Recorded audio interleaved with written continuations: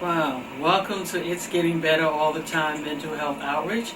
I am Sister AL. Let me turn this down here a minute. Sister AL with It's Getting Better All the Time Mental Health Outreach. You can find out more about us by logging on to our website at www.igbatt.com, providing information and support while encouraging hope and faith. And today we're going to be talking about men, African American men, and mental health. June 2019 has been set aside as a month to honor or to discuss men's health in general. Because we focus on mental health, we'll be focusing on that mental health. Now, excuse me a minute here.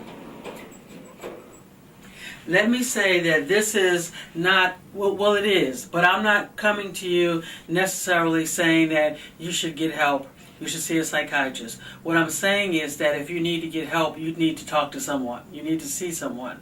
I wanted to start off by reading a couple of statistics here. African American men have the highest mortality rate and the lowest life expectancy among men and women in all other racial or ethnic groups in the United States. African American men are particularly vulnerable to stress due to historical and ongoing racial discrimination and related issues, namely economics and incarceration. For those of us, this is not surprising, right? While African American men are as likely as anyone else to have a mental illness, they are less likely to get help. And we're going to talk about that. The goal of this broadcast is not to beat people up or to talk about stigma necessarily, but it's to say that we definitely understand, or I understand, why African American men don't get help. I think if you are an African American man, you know what it's like to live in the United States in 2019. You know what it's like to be concerned about walking down the street, being arrested, having a better job or a good job or any type of job. You understand what it's like to have to deal with just everything that goes along with being an African American male. I think sometimes it's kind of, I don't want to say short-sighted, but it's real easy for me to go up to an African American man or a black man and say, hey, why don't you get some help? You need to see somebody. It's real easy because I'm not a black man. And, I don't know what that necessarily means. But it means something for a black man to admit that he needs help, that he needs to see someone. That's a lot. That's a big thing. And we're going to talk more about that. But let me read some more here. While African American men are as likely as anyone else to have mental illness, they are less likely to get help. Depression and other mental illnesses can be deadly if left untreated. Suicide is a leading cause of death among African Americans ages 15 to 24. Untreated mental illnesses can also make African American men more vulnerable to substance abuse, homelessness, incarceration, and homicide. And I'm getting this from the National Alliance of Mental Health. You can go into their website, nimhd.nih.gov. According to an article written by Dr. Clark, it's called Feeling the Strain, the Impact of Stress on the Health of African American Men. African American men have a tendency to project an image of emotional invulnerability. But again, always surprised, always shocked by that. Given how the majority of African American or black people came to the United States and the things that we've had to endure over the last 400 years, you better not be weak, right? You better not be quote unquote weak. And many times we see having to reach out for help or to see a psychiatrist or see a psychologist as being quote-unquote weak. Unless, like I said before, unless you are an African American man or a black man, you really don't know what it's like to have to deal with the things that they have to deal with, right? Unfortunately, the need to project an image, and I say the need because there is a need to project an image. You have to project a certain amount of strength, right? For your family, for your children, for society. If it was not, for the strength of African American or black men that many black men would have gone under a long time ago. If it wasn't for the strength of the black men to, to deal with what they have to deal with on a daily basis, but yet still get up in the morning, still kind of put on the front for their children, for their family, again, many of us wouldn't be here. It's surprising that given everything that we have gone through in America, and again, I'm specifically speaking of the black male today, that everything that black men have gone through, from lynching, from being raped, because black men were in fact raped as well, from being made to feel like a boy. If you're a man, you were made to feel like a boy, not being discouraged, trying to get a job and can't get one, being harassed by the police. And not all the time, I'm not going to say all the time it's not unfounded, but just to kind of deal with that whole, just everything that goes along with that. It's a wonder that more African American or black men have not committed suicide or just kind of given up on life. Unfortunately, we have far too many black men who have given up. But not all of them. We have far too many black men who have given up to the drugs. They have given up to alcohol. They have given up to not taking care of their family or just walking away because the stress of it is just too much. The stress, along with being a black man in America, in addition to all the other things that go along with being just living, has been difficult, right? As I said, June is Men's Health Month. A month in which we try to encourage men, all men, to get the help that they need. But I'm not going to minimize it or pretend that it's easy, because it's not. For some African men, American men, black men, it's a challenge to see somebody, and that's just kind of what it is. It's like I said before, African American men are still seen in many circles as a predator. With some black men, they may walk down the street, especially if it's a group of them, they're walking down the street, and they could be dressed really nice. Even that doesn't make a difference, but they could be just dressed really nice, they could be well-spoken, they could be lawyers, doctors, etc. They're walking down the street. There may be another group that approaches them, and the group will cross the other side of the street. Or they may get on the elevator, and some people may choose to get off the elevator. So there's still a lot of stuff that we kind of have to deal with.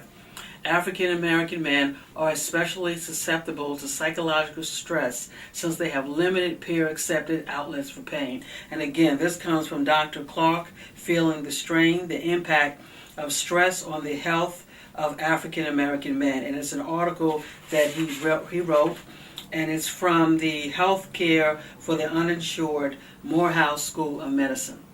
So let me quote him again. It says, African American men are especially susceptible to psychological stress since they have limited peer-accepted outlets for pain.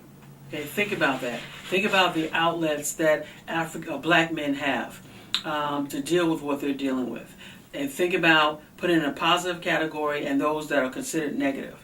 You think about negative could be gang, right? Could be jail, it could be alcohol, it could be any type of substance. Again, an outlet to deal with pain. There are very few limited or positive places. But what I'm saying that I'm encouraging our men to do, or people who a black man, is to encourage them to get help where they live. Get help from the people that they're around. Now, for me, it's kind of like barbershops. It could be a pool hall. It actually can be a gym. It actually can be a, well, I don't want to say a bar, but depending on how much you drink, a place of worship.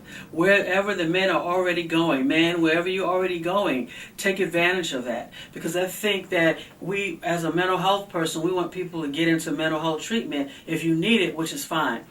What I don't want people to feel that if what you're doing, if you already have people that you can talk to, if you already, are a member of a club or of a gym or a barbershop, take advantage of that. You don't have to throw that away. You can still use that. You can still utilize that as an outlet. Places of worship, whether it's a mosque or a church or whatever it is or wherever it is, you can do things like get the men together and just have a conversation around what it's like to be a black man, or what it's like to have to raise a family, or what it's like to, just to deal with the stress. So it could be any topic, anything that can get a man talking, to get a guys talking, I think is helpful. To get guys talking about mental health and just things in general. It doesn't necessarily have to be about specifically, or it doesn't have to start off specifically about what an individual is going through. Meaning, I don't necessarily have to come there and talk about my depression or my anxiety or my stressors. It's a matter of coming and just talking about stress in general and then starting there. Because I think far too many times we throw away the things that we already have. We talk about protective factors. African American, black people, we have a lot of protective factors that we do not want to throw away. As we talk about, as we move into 2019, 2020, 2021, therapy is great, it's important, medications are important, all of those things that we believe in, but don't throw away what we already have. Let's not throw away the things that got us from point A to point B. What were the things that got us through the last 400 years? What got us through the last 400 years, black man, was each other. What got us through the last 400 years was our faith, was the inward strength. What got us through got black men through was other people, other black men, other women, your God, your faith. Let's not lose that. We can build upon that, but we don't have to lose that. We don't have to throw the baby away with the bathwater. Because as I listen, because I've been doing this for a little while, and I'm just concerned that just like so many things that we as African American people, we throw away because we think the other is better and what we're doing is no good. And I want to say to you that what we have done, what we have accomplished is a good thing. What we have accomplished speaks to our strength. It speaks to those protective factors. Our family is our protective factor. It can also be a negative factor as well, but it can also be a protective factor. Our churches, our mosques. Don't let people tell you that in 2019 that God is not real or that you don't need your faith, you don't need your spirituality. As we talked about before, both faith and spirituality are positive indicators or when it comes to mental health. So we don't want to get to the point where we throw that away, because what happens is, and I'm about to make a shift here, those of you who watch our broadcast, providing information and support while encouraging hope and faith. We provide the information as we also talk about hope and faith. What happens is the enemy desires to kill, steal, and destroy. And if he can get you away from those things that work, black man, if he can get you away from your family, if he can get you away from your wife, away from your girlfriend, away from your children, then he can isolate you. And if he can isolate you, he can kind of get you to engage in a lot of negative things that will further take you away, take you down, or to hurt you, or to destroy you. As we started out saying, African American males have the highest mortality rate and lowest life expectancy among men and women in all other racial or ethnic groups, right? So when we talk about that, and I'm going to read something here from Feeling the Strain. It's called The Impact of Stress on the Health of African American Men, and it's written by Dr. Clark, C-L-A-R-E. Not a mistake there. It goes on, it talks about the life expectancy. It talks about African American men are 30% more likely to die from heart disease. African American men have the highest rate of hypertension, along with women. African American men, kidney failure due to hypertension. Prostate cancer is high. A lot of these things are stress related, right? So when we talk about taking care of ourselves, part of taking care of ourselves or being in better health is not forgetting those things that got us from point A to point B. I just want to kind of say that again. We don't have to throw the baby away with the bathwater. We just need to build upon it. Those things that are not healthy, we can get rid of, but keep those things that are healthy. Strengthen those things that remain. As I started off saying a minute ago, the enemy desires to kill, steal, and destroy. And if he can separate you from your protective factors, if he can separate you from those things that worked for us, that worked for you, then he got you, right? Then you are a prime candidate to be one of these statistics. So one of the protective factors, as I said, was family. One of the protective families was sitting around and just having dinner or talking. One of the protective factors is hanging out on the stoop. For a lot of people, some people say stoop, some people call it a porch, but just being out in the community. For many people, they see that as a bunch of guys and men just loitering. But that was a place, a way for us to kind of come together and talk. We don't necessarily need to lose that. Right? We want to keep that sense of community going. In the barbershop, you want to have that sense of community. And in churches and houses of worship, don't lose that, because the thing is, again, we just need to build upon it. We just need to strengthen it. We just need to remember that those are the things we got each other through. We got each other through the last 400 years. We did. You, me, if you're an African American, through our oneness, being together. Sometimes, yes, some of us may not act like we have a lot of good, may not be helpful, but we got each other through, and we don't want to forget that. So, black man, what I'm saying to you as June 2019, take advantage of those things that you have. Take advantage of your church, your mosque. Take advantage of your people in the barbershop just to talk. You don't want to keep all that stuff bottled up inside, because it doesn't stay inside. It just kind of manifests in different ways. It manifests in irritability. It manifests in, you becoming so angry that you start beating your children. You start beating your wife. Now you're in jail. It manifests in drug use. It manifests in not taking care of your health, working 5 or 6 jobs, not eating right.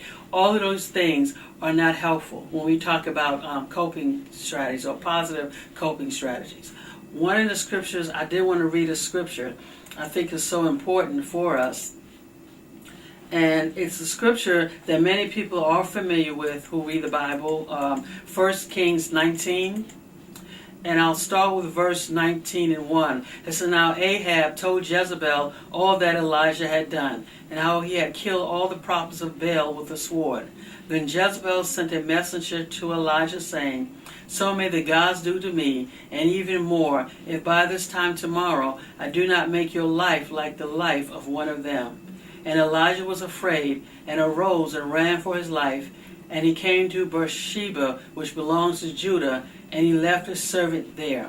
So I'm going to stop there for a minute. So when we talk about here in the Bible, there was Elijah was a prophet of God who had just completed doing a mighty miracle. After he completed the mighty miracle, Jezebel, who was a queen, was married to one of the kings, she sent word saying that she's going to basically get him because of what he had done. When he heard that, he got scared and he ran away into the wilderness, right? And I'm going to keep reading here. Verse 4, "But he himself traveled a day's journey into the wilderness, and he came and sat down under a juniper tree and asked God that he might die." So again, when we look at here, it said he was afraid, he ran for his life. He got to a certain point in the journey, and then he left his servant. He left his servant basically like sitting on the side of the street, if I can say it like that. But he continued on by himself for a day's journey. That means he just kept going for traveling for another a day by himself. Then when he got to a certain point, he sat under a tree and he said, "God, oh, that I might die." The problem with a lot of us men, black men, is that you're trying to do things by yourself. Okay, your things are coming up in life that are making you fearful, or making you anxious, or making you feel like you're not enough, that you can't measure up. Sometimes, if you've never seen a black man raise a family, and now you're in a position to raise a family, it can be daunting. It can be kind of scary. You've never seen it done before. If you are the first black man in your family to kind of graduate high school, that can be scary, or even much less college. It can be scary. So a lot of times men have a tendency to keep things inside and to kind of internalize it, and basically to carry this stuff around. Elijah did it physically. He went a day's journey by himself, which means that all of these thoughts that he had in his head, the ladies said she was going to kill him. He was fearful. So he was carrying all of this negative energy inside of him for at least another day. Many men listening to me, you are carrying a lot of negative energy inside of yourself, inside of your thoughts, inside of your mind. All of these self-doubts, all of these wondering about how things are going to make it. You know, some of you guys, you don't even have time really to think about what I'm saying because you just like to energize a bunny. You just keep going, going, going, and you're not even really thinking about it. You don't even realize that the reason why you're working these 4 and 5 jobs and the reason why you're smoking like a chimney or you're drinking the way you're drinking is because of all that anxiety that you haven't even come to grips with, right? But you feel like you have to do it on your own. So again, but what happens is you get to a point, all of us do, when we get to a point when we realize that we are not the Energizer Bunny. And when you get to that point, when you start feeling the depression, you start feeling the anxiety, you start feeling overwhelmed, you start just feeling like I just don't care. You start getting irritable. Like we said before, many men, when we talk about depression, men carry their depression a little different. Men, for example, become more irritable. They've just become more angry, right? More aggressive. As opposed to women. But again, a lot of you men, you are traveling alone with your thoughts. You're traveling alone with your negative feelings. You're traveling life alone. You're trying to do it by yourself, basically, right? So the prophet, after going for a day, he sat down under a juniper tree and said, this is it. I'm no better than my fathers. And a lot of you men are thinking that. You've gotten to this point now where you have just done so much and it doesn't seem like things are turning around for you. It doesn't seem like your wife, girlfriend appreciates it. It doesn't seem like your children care. It doesn't work. It doesn't seem like, you can get ahead. It doesn't, it just doesn't seem like things are going the way you would want them to go. And you're tired. And basically what you're saying is, you may not be saying it verbally like the prophet here is saying, but with your emotions, some of you men have checked out. You watch TV, you go in your little room, you watch TV, and that's it. You may grab something to drink, you'll drink all through the day. When you get off from work, you'll sleep, get up the next morning, and do it all over again. Some of you have checked out from your families, you've checked out from your children. Some of your children you haven't seen in months, and you live in the same house with them. Right? It's one thing if you didn't live there with them, but you haven't seen your children in months, and you live right there. You don't even talk to them. It's a grunt if you say anything. You no longer have the joy that you have. You're lifeless. Things that used to make you laugh and smile no longer do that. You checked out on life. Basically, you're saying, this is it, Lord, take my life. Okay? Again, you may not be saying that verbally, but with your actions. You're disengaged. You're just kind of just there going through the motions, right? Now, it says here in verse 5, he lay down and slept under the juniper tree, and behold, an angel touched him and said to him, get up and eat. He looked, and by his head there was a bread cake baked on hot coal and a pitcher of water.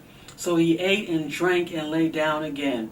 Then the angel of the Lord came again a second time and touched him and said, get up and eat, for the journey is too long for you without adequate sustenance. So he got up and ate and drank, and with the strength of that food, he traveled 40 days and nights to Oreb, the mountain of God. Again, man, what you have to do, some of you black men, when you get to the point when you feel like you don't have the strength and you see yourself or feel yourself checking out, or you may have to ask God, where am I? Where am I in life, right? What happened to the desire, the zeal that I once had, right? All these are questions that you may have to ask. But when you get to that point when you feel like you're just so exhausted and you just can't do it again, that's when you have to really begin to seek the Lord. You have to seek the same God that brought you through the last 400 years. I don't care what people may say, well, no, that's the white man's religion.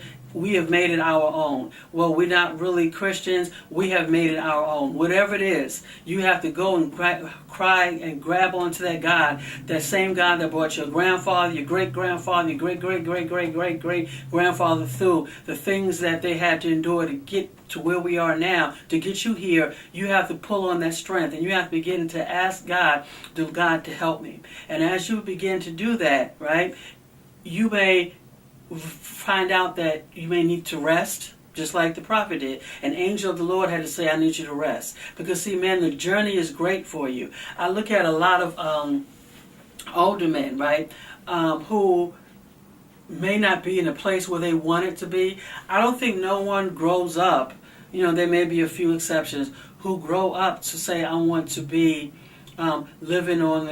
be homeless at 50 years old, or living on the street when I'm 60, or to be in and out of methadone clinics when I'm 65 or 70. No one grew up to say, that's not what you wanted. No one wanted to be, no man, I don't think, wanted to be, go to jail. That was not your life, or to spend the rest of your life in the penitentiary, or to spend so long in the penitentiary that when you get out, you're like 75 or 80, and the best part of your life is over, or it seems like it's over.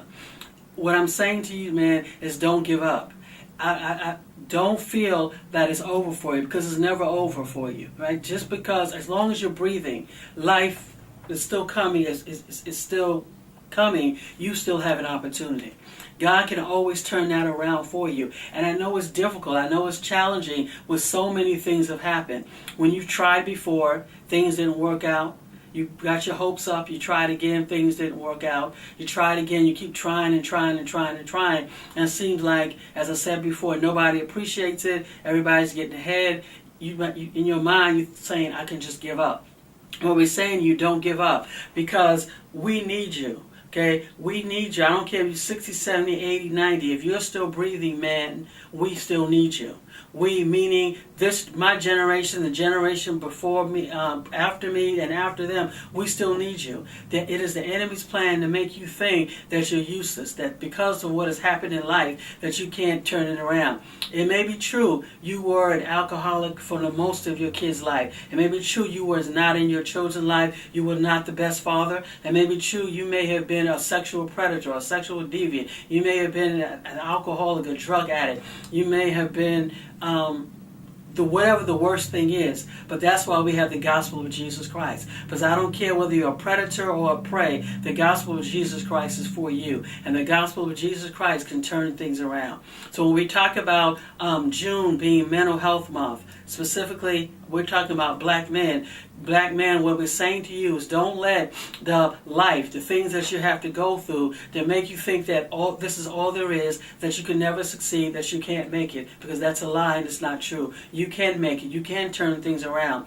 Our ancestors turned it around with next to nothing in comparison to what we have now. But what has happened now, that the enemy has ramped up his attacks, right, against the black man to kill, steal, and destroy. That's for all of us. But I'm talking specifically to the black man right now, to kill, steal, and destroy. And if he can get you separated, if he can get you away from your protective factors, away from what brought you through, away from your strength, then he can start talking to you, right? He can start playing on your emotions. Anytime we're separated, all right, and all we have is our thoughts, then that could be problematic, because we can start thinking a whole lot of negative things, and there's no one there to kind of refute that. There's no one there to say, well, no, that's not true. You can make it. You can turn things around. It may be true, that you made a mistake, but you don't always have to make a mistake. Yes, it may be true that you didn't do what you were supposed to do in this particular situation, but there can always be another situation. So those are the things that you have to remember. We can't let things, just kind of like I said, just beat you down to make you think that things will never change. The enemy would desire to kill you, black man. He would desire to destroy you. But that doesn't have to happen, right? Because you have a God who loves you. The same God who brought us through everything that you've gone through is the same God who's still here in 2019. And I don't care how far you think you've fallen. There's no such thing as falling too far for the arms, for the love of Jesus Christ, okay?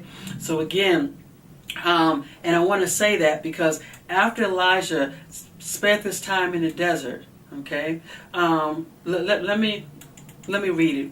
Okay, number 9. There he came to a cave and spent the night in it, and beheld the word of the Lord came to him, and he said to him, What are you doing here, Elijah? He said, I have been very zealous and passionate for the Lord God of hosts, proclaiming what is rightfully and uniquely his. For the sons of Israel have abandoned your covenant, torn down your altars, and killed your prophets with the sword. And I, only I, am left, and they seek to take away my life. So he said, "Go out and stand on the mountain before the Lord." And behold, the Lord was passing by, and a great and powerful wind was tearing out the mountains and breaking the rocks in pieces before the Lord. But the Lord was not in the wind. And after the wind there was an earthquake, but the Lord was not in the earthquake.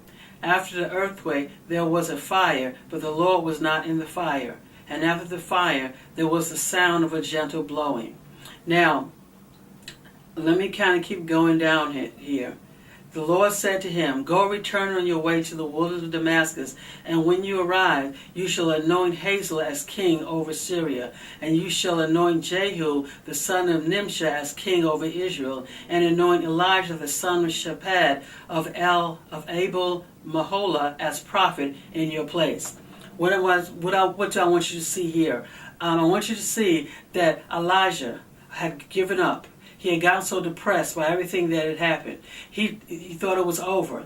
He began to look to God, right?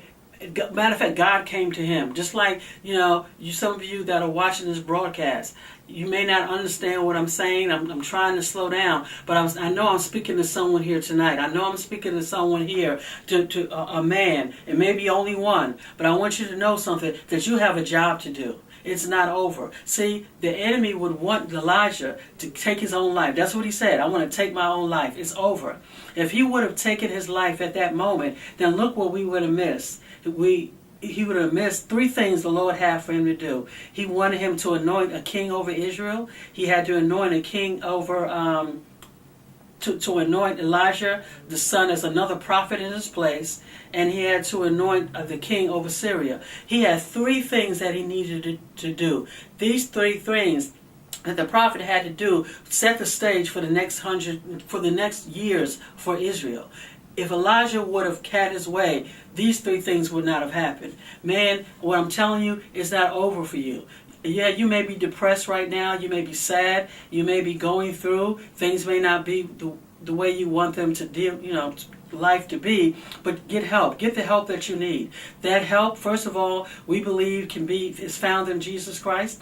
But Jesus Christ has so many other opportunities, so many other options within him, within Jesus Christ, within the love of Jesus Christ. If you needed his therapy, within the love of Jesus Christ, he's provided medications. Within the love of Jesus Christ, he's provided other people, other men for you to talk to, other men for you to kind of bounce ideas off, other men who've been through what you've gone through. There's nothing that you're going through, black man, right now that another black man in America has not already gone through and has been successful at overcoming it. You can overcome it too. But again, enemy desires to kill, steal, and destroy. And if he can kill, steal, and destroy from you, what that means is the next generation, the next job, the next thing that the Lord has for you will not get done. It won't get done, right? When if you as a black man are distracted, right, by your depression, or if you've given up on life, or you just said this is over. And again, giving up on life doesn't necessarily mean you saying it or verbally. Some men have walked away from life through alcohol, through drugs, through becoming a workaholic, by aggressive behavior. They've just walked away on life and said, enough is enough. I can't take any more of this, right? Verbally you may not be saying it, but your actions are saying it. But here's the thing, if the enemy can keep you disengaged from what's going on around you, then other things can come in. Then your children are vulnerable. Then your grandchildren are vulnerable. Then your wife is vulnerable. Then society is vulnerable. We need you as a black man. First of all, the kingdom needs you, but we need you. All right? We need you to get up to begin to take your place. But you can't do that if you're not feeling okay inside. And what I'm saying to you, or want to say to you, is if you don't feel comfortable in talking to a therapist, you don't feel comfortable in talking to a psychologist, you don't feel comfortable in talking to people, right? You have a God that you can talk to, because God has a work for you to do. He has something for you to do because you're still here. We need you. Your family needs you. Your society needs you, right? So again, when we talk about the stress, do not let the stress of being a black man in America totally destroy you. Right? You can get help. The help Ideally, if you need to talk to someone, please talk to someone. Everyone who is dealing with issues does not need to see a psychiatrist. Everyone does not need to take medications. Sometimes it's just a matter of talking to someone else. It's just a matter of talking out the things that are going on in your head, just talking them out with somebody else. And that somebody else can be your barber. That somebody else can be your pastor. That somebody else can be just another man that you play basketball with. Whatever it is, or whoever it is, you need to talk it out. You can't let those feelings stay inside of you. You got to talk it out because, as I said before, those feelings have a way of manifesting in other areas such as drugs, alcohol, you not taking care of your health, other stresses like we read before here, heart disease, hypertension, kidney failure, increased cigarette smoking, alcoholism. It has a way of manifesting. But just like Elijah had something to do, God had a work for him, he has a work for you as well. And that work could be just encouraging another man, a younger man. It could be being there for your grandchild or being there for somebody else's kid. We have a lot of kids who unfortunately don't have fathers who are active in their life. Their fathers have checked out. You could be one of those men who checked out but decided to check back in. And now that you check back into society, you can be for that young boy what another man was not for you. Okay? You have a work to do. So again, just like Elijah, who became depressed, that's what happened. Elijah became depressed with all of the things that he was dealing with. And he just felt like it's over. I just want to die. Right? Just take my life, Lord. What I'm doing is not worth it. But the Lord realized what Elijah needed. Elijah needed some rest, right? He needed to eat, and then he needed to hear from his God. And that is what happened here. The Lord allowed Elijah to eat. He allowed him to get some rest. He let him rest. He didn't say anything to him. He let him get some sleep. And then after he slept, and then he began to talk to him. He began to let him know that this is what I need for you to do. Some of you men, you need to rest. Physically and emotionally, you need to rest. You need to eat. Really eat, relax. Not eating on the go, but just eating, just relax. Coming in contact with your thoughts and just resting. Sleeping and resting. And so that you can hear your God better. So you can get clarity, so you can get new direction as far as the way you need to be going. Because God does have a plan for you. He has somebody he has for you to reach. He has something for you to do. It is not over for you. Okay? So again, I'm going to stop here. This is It's Getting Better All the Time Mental Health Outreach with your host, Sister A. Legree. My number is 240-432-6763. Website igbatt.com. And probably the next week or so, we're going to have some more clips from our different men's meeting up on our website, and you'll get a chance to take a look at it. Email us at igbatt1@AOL.com. Log on to our website at igbatt.com. We'd love to hear your comments, both good and bad. We do appreciate it. God bless you, and I want you to have a good day. And again, men, remember, you have to take care of yourself. If you need to rest, get something to eat, and just relax, and just hear from your God, and so that you can get direction. And if you need to get therapy, or see someone, and I'm not saying that just flippantly, but if you really need to see someone, then please do so. But don't keep what you're going through bottled up inside of you. You can talk to someone. You can talk to your family, barbershop. Sometimes it's just a matter of listening. But remember, the enemy desires to kill, steal, and destroy. We don't want that to be you. God bless you, and good night.